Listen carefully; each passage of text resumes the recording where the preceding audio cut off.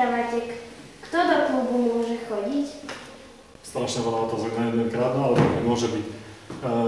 Trénujeme karate v tomto klube už od roku 1981. To je koľko rokov? Vieš? Nevieš?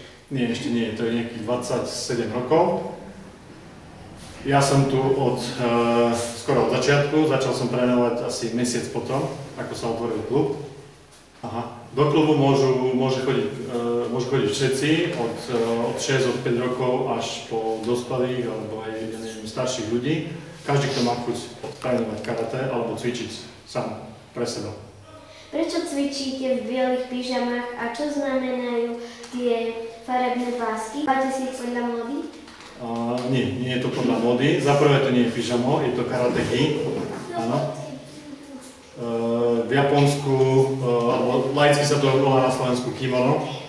Čiže vám stačí, keď budete vedieť, sa to volá kimono. Opasky sú dané, to znamená, nemôže si nosiť opasok každý, aký chce. Všetci majú opasky také, ktoré si zaslúžia. To znamená, keď urobia skúšku, tak dostanú najprv žlté konce, to znamená 8 kg.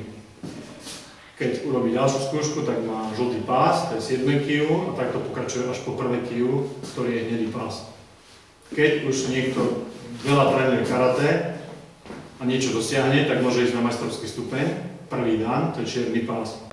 Všetky majstrovské stupne sú čierne, niektoré sú už také zobraté, keď už dlhšie ich trénujete. Ja mám 3. dan v škole Goju Ryu. Počuli sme o tom, že vo vašom klube je veľa karatistov, ktorí získali výborné úspechy v rôznych aj medzinárodných súťažiach. Ktoré víťazstvá si najviac ceníte? Najviac si cením víťazstva na majstrovstvách sveta juniorských, kde jeden chalan získal 3. miesto. Potom na majstrovstvách sveta v tradičnom karate, kde sme vyhrali 4 zlaté medaily, či už v súborných cvičeniach v kata alebo v športovom zápase kumite. Koľko členov má váš klub? Aký je najmladší a najstarší člen klubu?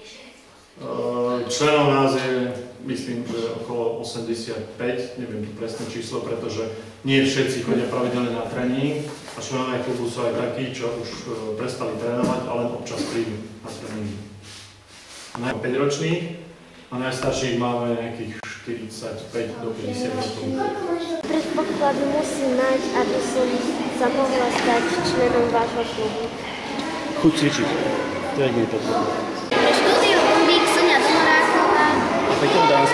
Prečo si sa prihlásila na karate?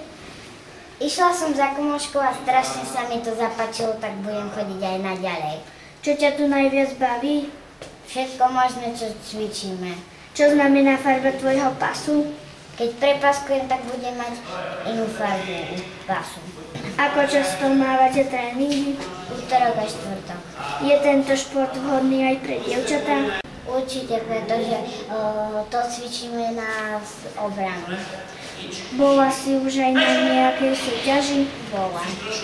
Získala si nejaké ocenenie?